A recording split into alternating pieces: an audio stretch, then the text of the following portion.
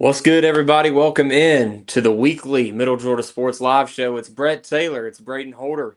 And we couldn't be more excited to be here with you today. Brett, I know you're ecstatic. How you been doing? I'm good, man. How are you? Man, I'm fantastic. Tell us what we got going on this week. Yeah, absolutely. So we'll jump right into it, Braden, and we'll talk a little bit about what we've got going on coming up in August, what we're kicking off, and what people can expect. So obviously, we've been rolling out these weekly shows. Middle Georgia Sports Live Show will be a weekly event, and as seasons start to spin up, we'll have our rankings from week to week that we also talk about on here. We will obviously be covering multiple sports throughout the season. To start off in August, we'll have football, we'll have softball, we'll have some volleyball as that spins up, and you'll see those games littered across both Facebook and YouTube on Middle Georgia Sports Live, and we'll sometimes have some simultaneous events going on. So be sure to check out all of our socials for all the programming notes on where everything will be, and we'll be bringing you some key interviews as the season goes on, hopefully getting some behind the scenes shots and behind the scenes nuggets from what's going on in some of these schools and with their athletic programs. And Brad, we're just looking to kick things off strong, looking to get things rolling here as we move into the new school year. Last year was kind of getting our feet wet there in the spring. We brought a lot of content, covered a lot of games with soccer and baseball, and we're just looking to build on that and really moving strong here into the fall. Yeah, Brett, just like he just said, guys, we are looking to have a great school year this year, as is everybody else. But we had some state championships this past year. We're hopefully going to have some more this year that we're going to bring to you. But we're 4 weeks out from the kickoff of football. We got GIAA football starting first. The following week, we'll have GHSA. We've also got softball right around the corner, Brett. So it's going to be exciting. Yeah, there's no doubt about it. And you have some teams who are looking to make even further pushes in the playoffs.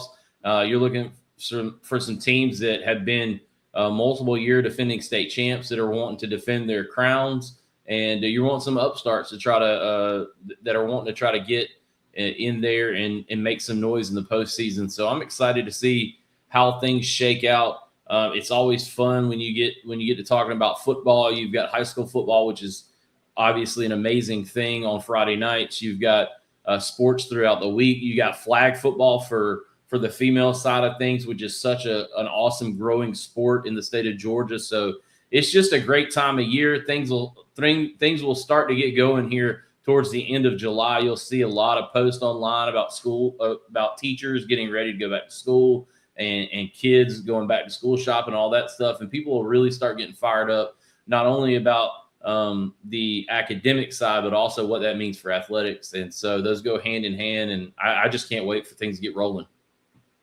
Yeah, man, I'm right there with you. And as we look to move and improve year to year, we've started a new segment this year on our weekly show called On the Whistle, where we'll pick a coach each week and we'll sit down and talk about that coach, their leadership, their program, and some athletes within that program. And we actually got to film one this week with Coach Boone over at Northside. You guys will be able to see that here in just a few minutes. But we're going to go through first and hit all the Houston County football coaches, and then we'll again each week it'll be a different sport on the show each week, and also athletic director spotlight. We introduced that show last year. We're having a few more of those roll out here soon.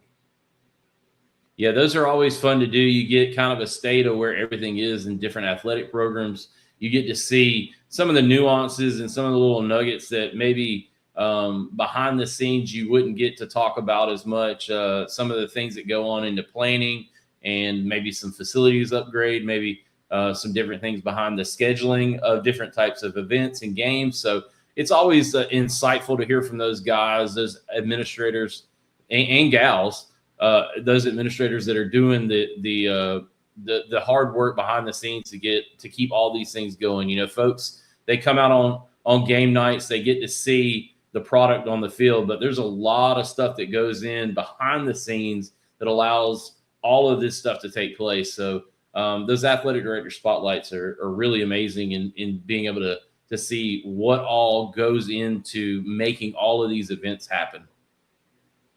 Yeah, that's right, Brett. And We're going to take a quick break, but before that, I just want to throw back one thing what Brett just said. Make sure you guys follow us on all of our socials as we aim to bring you the best sports coverage in Middle Georgia. You don't want to miss anything. And with all these sports coming to us so quick within the next few weeks, you want to make sure you're on top of it. Make sure you follow us on Instagram, Facebook, and YouTube. And we're going to take a break right here. When we come back, we're going to talk high school football. Don't go anywhere. You're watching the Middle Georgia Sports Live Show.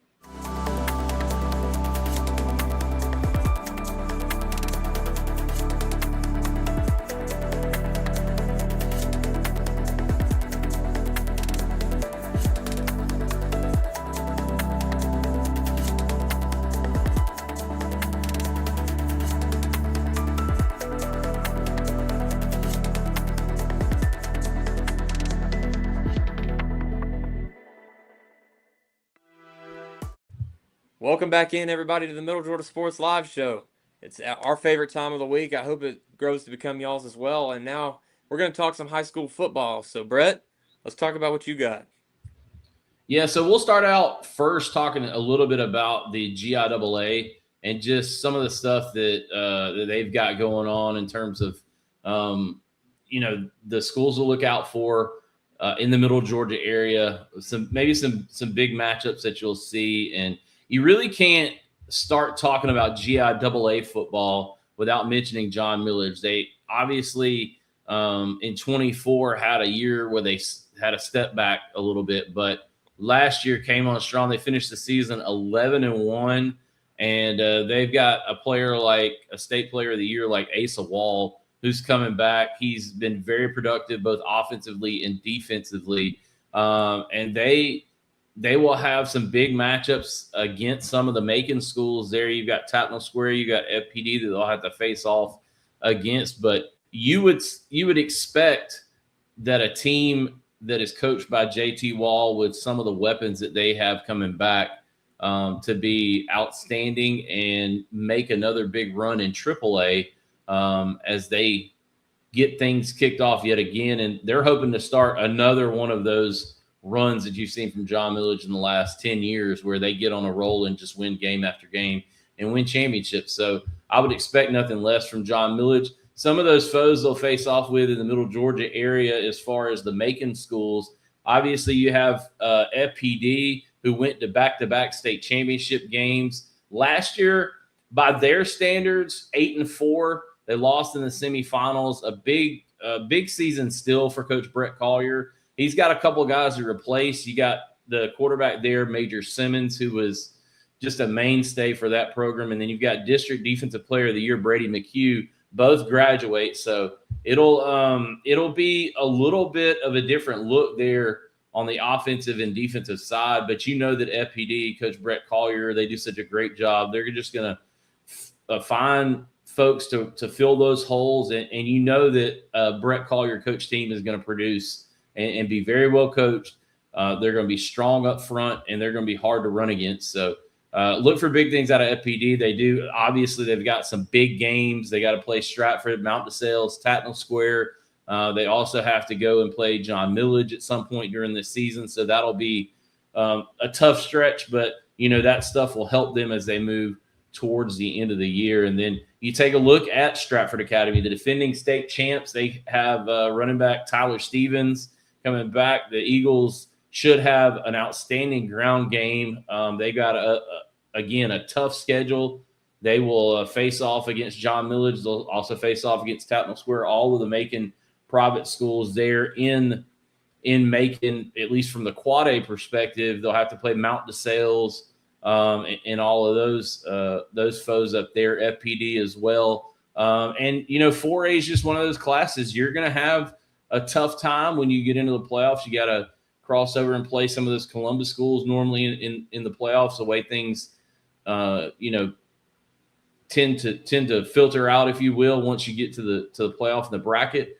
And it's, that's not an easy road. You look at what Stratford had to do last year.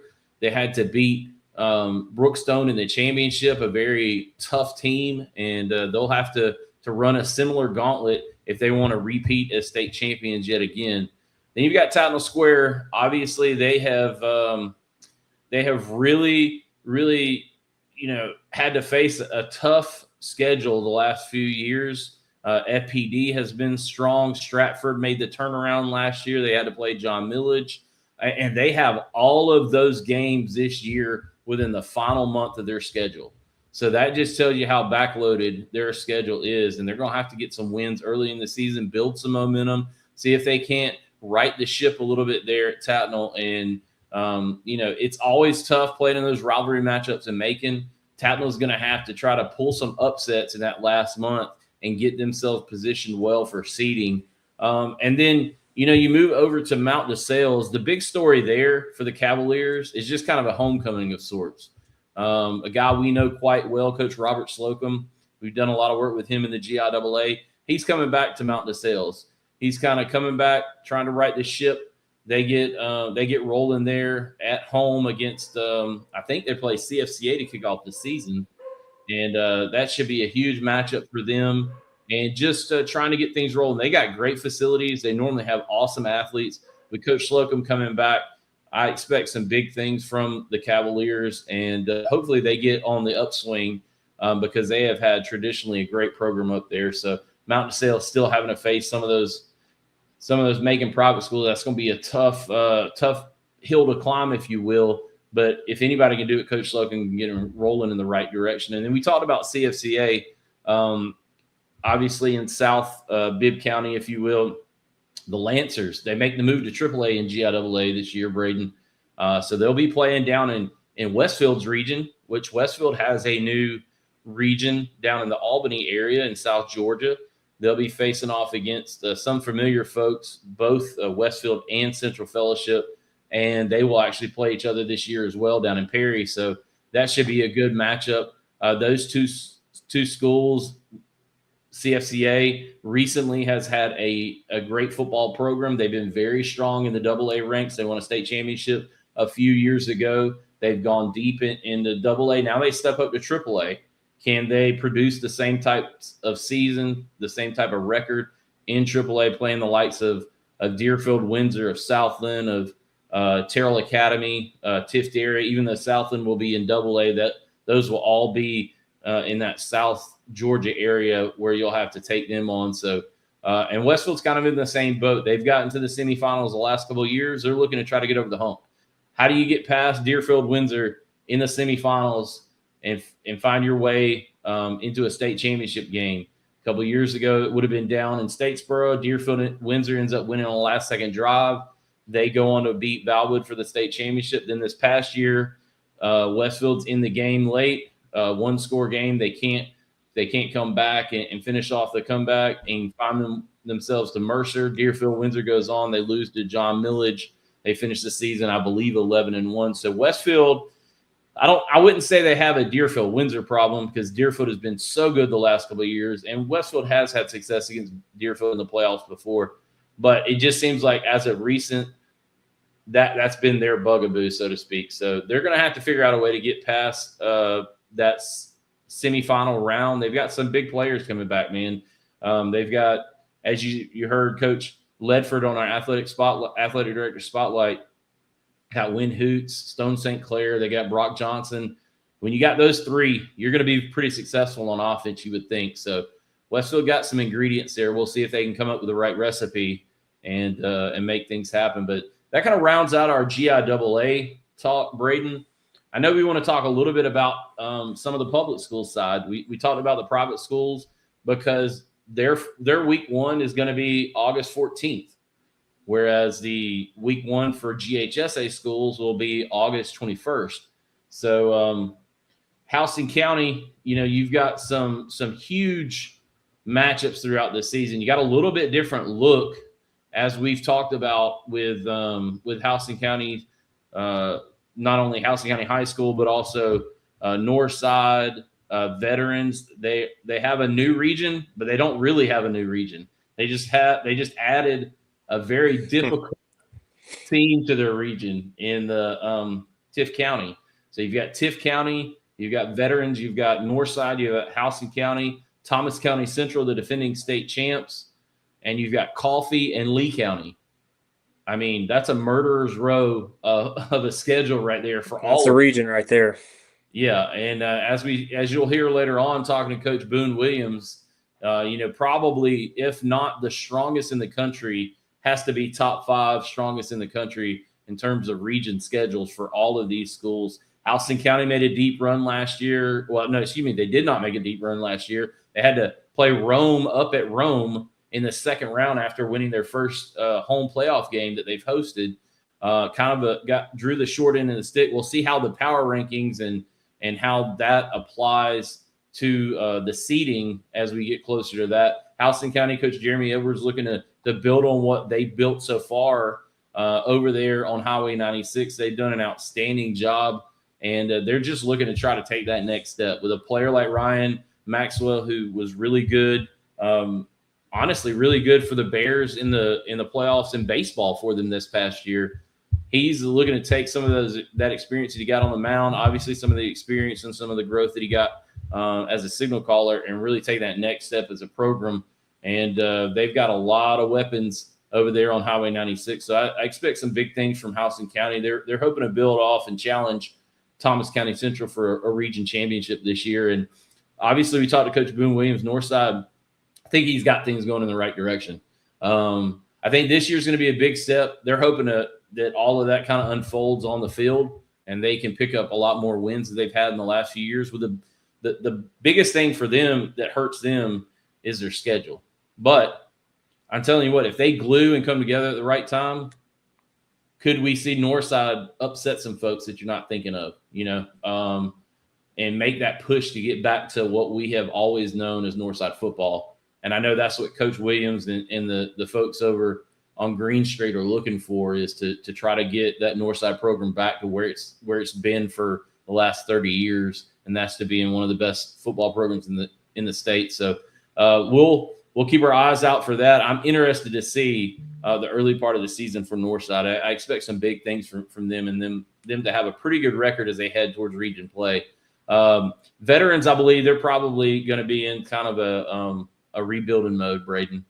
It's gonna be tough sledding, but you want to build the foundation. If you're over there at Veterans, Coach Dvorsny's got to really lay the foundation over there and try to get that thing going in the right direction. And I think that it's going to be tough sledding, but I think your goal this year is to win some games that people aren't thinking you're going to win, and just get some positive traction.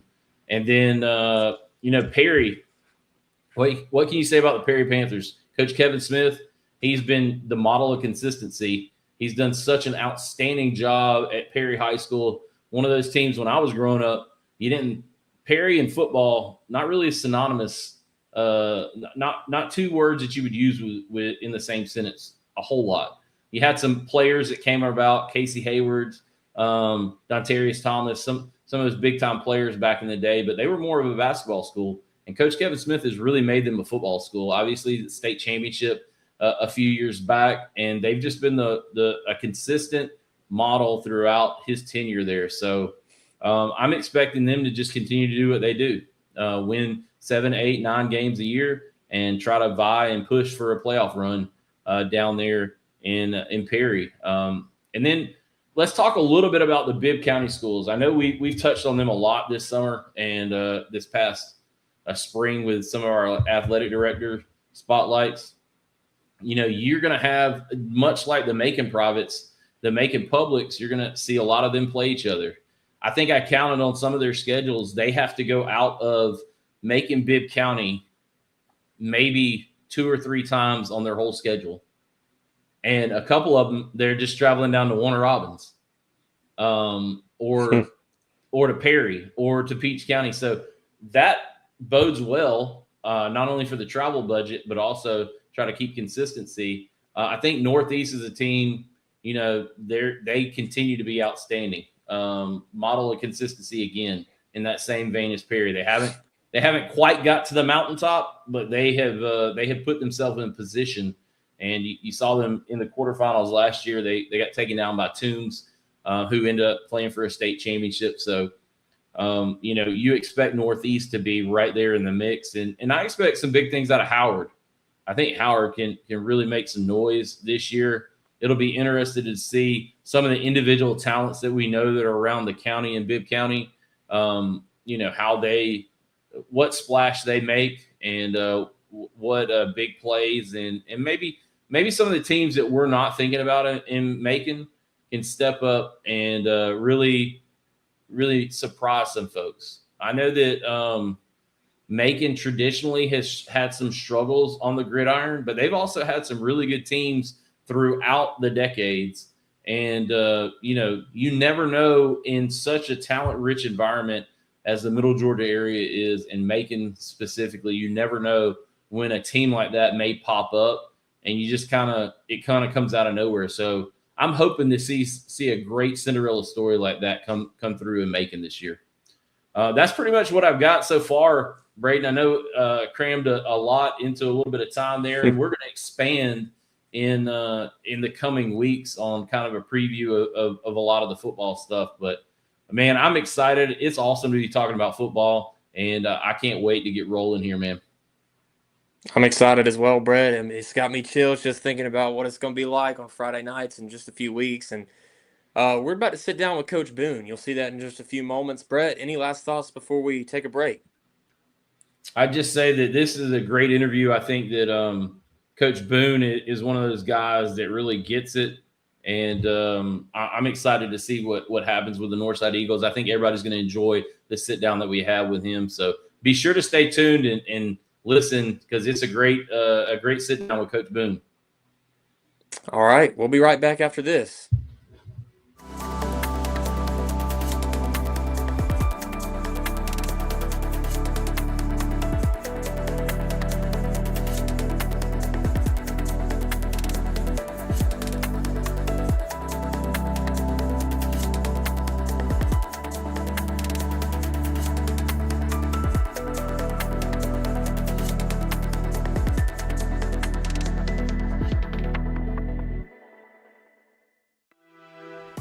Welcome in, everybody. It's the first edition of On the Whistle, live here on Middle Georgia Sports Live. I'm with Coach Boone, Northside Eagles. Coach, how you doing today? Hey, I'm doing well, man. Thanks for having me. And it's always a blessing anytime we get to kind of do these, kind of market our team and kind of let everybody know kind of where we are. So I'm excited. I mean, it's a privilege being here. I'm excited too. Coach Boone, very successful coach in the past. I'm looking forward to having this conversation with him. Coach, let's kind of talk about the summer and the offseason first. Talk about how that's been going so far. We've had a good off season. We had a really good spring. We went into it. We played Peach, had some ups and downs in there, and we had that dead week, and we came back from the dead week, and it seemed like a light kind of switched on with the boys. I mean, we kind of got into it that first week, and then we went to Georgia Tech for 7-on-7 Tuesday, and that Thursday we went to Georgia for 7-on-7. We competed. We made it at Georgia Tech. I think we made it to the second round of the little round robin tournament. At Georgia, we kind of made it to the quarterfinals, semifinals, just going out there competing. And that's vast improvement from the year before. We kind of laid an egg every time we went out and competed. We followed that up with a couple padded calves, and we kind of put ourselves in position to go where we are today after the second dead week to be playing back together again. Okay. What things are kind of looking good this offseason? What's trending in the right direction? The brotherhood, the team unity, team camaraderie. Again, a lot of these players are back in it for the second year. So the first time, I mean, just like anybody on their first day on the job, first year on the job, that second year you get more experience in a lot of things, and experience is the biggest teacher. They're more experienced. They understand what we're asking for. They're attacking every day. They're playing with each other, playing for each other, understanding why we're doing it. They're coaching each other's up. They're positive with each other, pushing each other to continue to be better. Coach, you were telling me earlier you got kind of a younger group. You only got maybe 8 seniors this year. Mm-hmm. So talk about this group. Talk about how they're so young and what you're looking forward to with them. So with this group, the way this team is going to be built up, like I said, we got about 8 seniors that really contribute right now on varsity. Other than that, we got a lot of young guys. All right, we played from our varsity roster last year. We brought back 53 underclassmen that were on the roster. So those guys are going to have anywhere from 20 to 30 varsity games under their belts. Again, we talk about experience and what it takes to be successful. Playing in the positions and understanding what it is to play on Friday nights, those things are going to help. So us being still and since young or we're going to get younger kids more opportunities to go be successful. Right. And then when we're talking about looking forward to this year, offense, defense, what looks good now? What are we still working on? What does it kind of look like for you? It's just like everything. I think that the ongoing for each side of the ball is just understanding and playing as a team, right? Defense, we want to make sure we continue to get to the ball, alignment, assignment, where we need to be lining up right, getting to the football, understanding where our drops are in coverages. Offensively, blocking at the line of blocking and being violent at the point of attack. Understanding again route concepts, alignment, assignment. Who are we blocking for? Who are we pulling for? We pulling for the first backer, the second backer. Those are the type things. Quarterback to receiver, timing on everything, right? We always work timing routes. You always want to be crisp there and have everybody on the team on both sides, both units understand what we want to do. That's the biggest thing for me. I think we're doing a good job. We emphasize in tackling on defense, turnovers on defense, getting to the football. Those are the things we need to play the brand of ball that I'm used to playing, that I like to play. Offensively, we want to, control the line of scrimmage on both sides of the ball. We want to make sure we can run the ball really very, very effectively. Right. Now, Coach, you came from a successful run over at Langston Hughes. Talk about what you bring here to Northside. Talk about the culture you're trying to build here and kind of the leadership tactics you have. I think culture drives everything. I think in every program, it's about people first, relationships. That's where you start with your culture building. I think that once you establish that everybody is valued, that you'll get start trending in the right direction with culture. When it comes to our culture, what we want to understand, we want everybody to understand that we're team one and we're going to play together and we're going to be for each other. Product on the field, you wanted everything to be kind of, I always say it, mean and nasty, right? I think those are the football teams that win, that are disciplined, and they understand to play the football as a barbaric sport, and you got to play it in a certain way to go be successful. And we want to play violent at the point of attack. Mean and nasty is our mentality. We talk about it all the time, and everybody talks about dominating. How do you dominate without being those things, right? So we want to make sure those are the characteristics we're trending in. Are we there yet? No. Are we far away? Yes. Are we trying to work our way to get there? Yes. Everybody in the program understands what we're going to try to go build. The culture that we're trying to attack is based off, again, my success in the past. What worked for me is what I know how to do, and it's a merge between there and here. So I'm trying to find a way, the happy medium between the two, to get them, to bring them up to speed, to get us where we need to go, to get over that hump, to be that dominant team. And it takes a lot of accountability, discipline, will and want to, focus, communication, and leadership. So those are the areas where we're trying to work on getting that culture. In and out of the locker room. Yes, in and out of the locker room. Being great character, being role model students is what we try to do always. Our team responds. Anytime I give them a challenge, they always respond. My first semester here, our team GPA was a 3.04. I took a job in January, so that May, it was a 3.04. That fall semester, it was a 3.116. This previous semester was a 3.173. So every year, we're getting better GPA-wise because they're understanding what the expectations are and how I want them to be and where I want them to get to. That's awesome. So building that culture, like you said, and this is a big job. You're trying to build this program and take it to the next level, but you can't do it alone. Talk about some of the staff you have under you, some of the things they're doing. My staff, I just had a parent meeting yesterday, and I talked how highly about my staff. I feel like when it comes to staff continuity plays a big role, right? If everybody understands the task at hand every day, who's going to do what, who's going to be where, that's half the battle. I'm not a big, I feel like as a staff, we can always grow, right? Let's grow our toolbox. My offensive coordinator, Marquez Ivory, does an amazing job. Hardest worker I've ever been around when it comes to that offensive stuff. The time he puts in is second to none. Corey Harris, Morris Mitchell, my defensive coordinators at the top, they run a tight ship. They both have amazing football knowledge and IQ. Coach Harris and Coach Ivory are alumni of Northside, right? Coach Ivory went 30-0 here, right? So he understands winning and from the quarterback position. So it matters to him, right? Coach Harris played for New Orleans Saints, Kansas City Chiefs from right here. He went to Northside Middle School. So those guys are at the forefront of what I'm trying to do. Coach L, he jumped over to the O-line, and when I say my O-line is night and day from what they were last year. Everybody watching say, "Whoa, wow, it's totally different than what it used to be." The mentality is changing. Why? Because of guys like Coach L. On the defense side, you got Coach Avery Jones. He was an All-American, played at Georgia, played for the Jaguars. Daniel Sales has been around this place forever. Coach Render, Coach Howell, like Coach Bream, my running back coach. He actually coached Jaden Barr when he was at Columbia High School in Atlanta. Wow. So we have a ton of knowledge and guys who can get it done. Coach Tuck is a community guy. He's coaching in the secondary. His son's one of our leading receivers. So my staff it's a staff that I did my due diligence on. It's called making the great hires. And again, I challenge them every day to be the best that they could possibly be. Right. And you got what sounds like an awesome staff coach. Yeah. And with they're being so close to home, a lot of them, it just kind of builds that DNA here that you guys are trying to build, it seems like. How can I win? How can I take it back to greatness if I don't have the guys that were part of that greatness and building it to get it where it needed to go to be? I got 6 alumni on my staff that played for Coach Nix. So they understand exactly what it is and what we talked about getting back to the glory. Sounds like some great leadership tactics going on, Coach. Yep.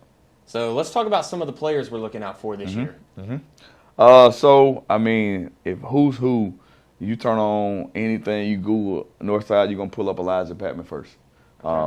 He's a Texas A&M commit. He's an Army All-American.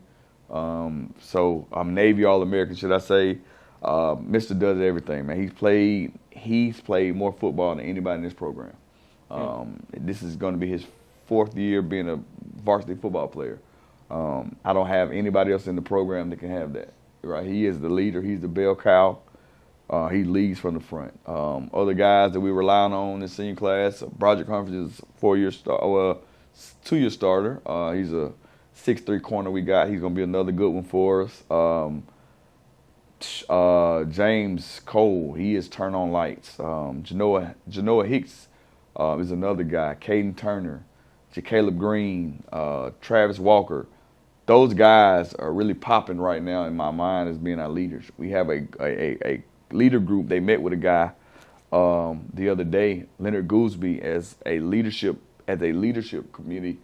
They met with him yesterday, and those guys I just named, Tristan Harry, again, Brian Tuck, so those guys are who we're looking up to. The players are looking up to, hey, how is he leading today? What is he doing? Is he doing all the right things? I'm going to follow him. I'm going to do with him.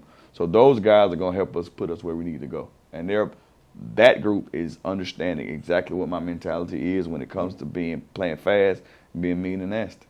Yes, sir.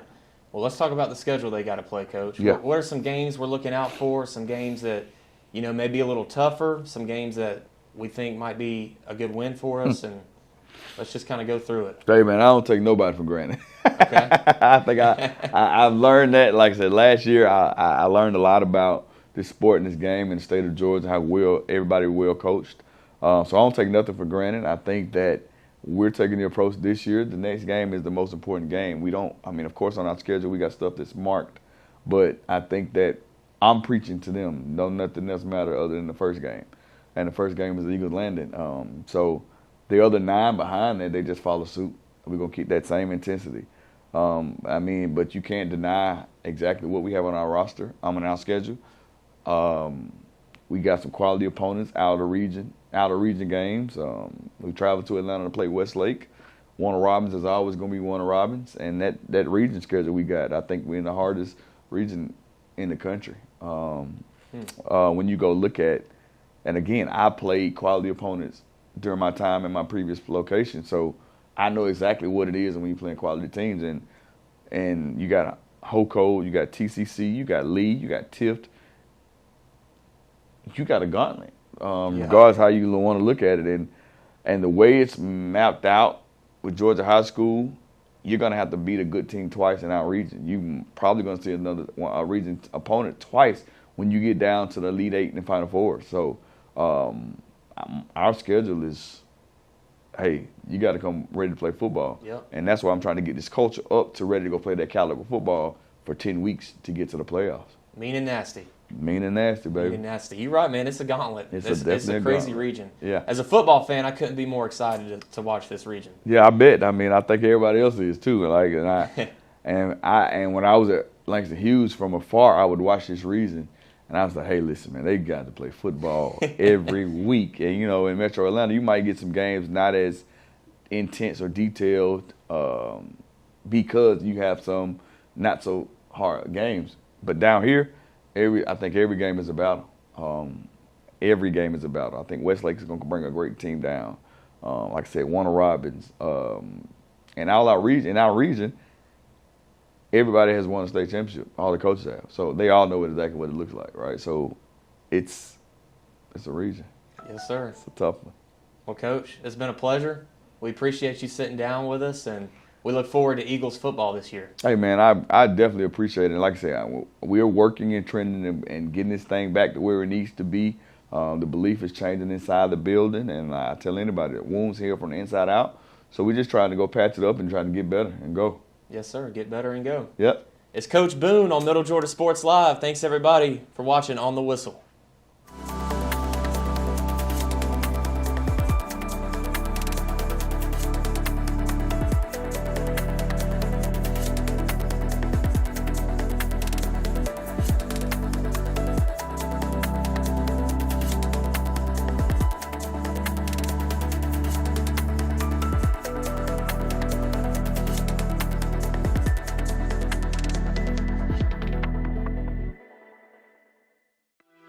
Welcome back in, everybody. Hope you guys enjoyed that interview. And Brett, I just love hearing Coach Boone and all his wisdom. He's a great leader, and he's leading a great program over there on Green Street. Yeah, I believe you're going to see some big things in the coming years from Northside, and just if the buy-in takes that next step over there, I can't wait to see how the product looks on the field. Some of the things about Coach Boone that really hit home with me when we talked to him was just his commitment to getting Northside back to what Northside has been, and the fact that he has made it a focus of his program, of his staff, to bring back folks who know what Northside has been, who've been a part of making Northside what they have been. And even if it's not in a capacity of being a coach, he's brought in former players to talk to the team. And I think that is a guy who's embraced the history and tradition of Northside, but also trying to put his own imprint on what made him so successful at his previous stop. So can't wait to see what the Eagles do on the football field this year. And that's going to do it for this week's episode of On the Whistle and this week's Middle Georgia Sports Live Show. Make sure you guys tune in next week for another On the Whistle segment and another show. Brett, any final thoughts before we wrap it up?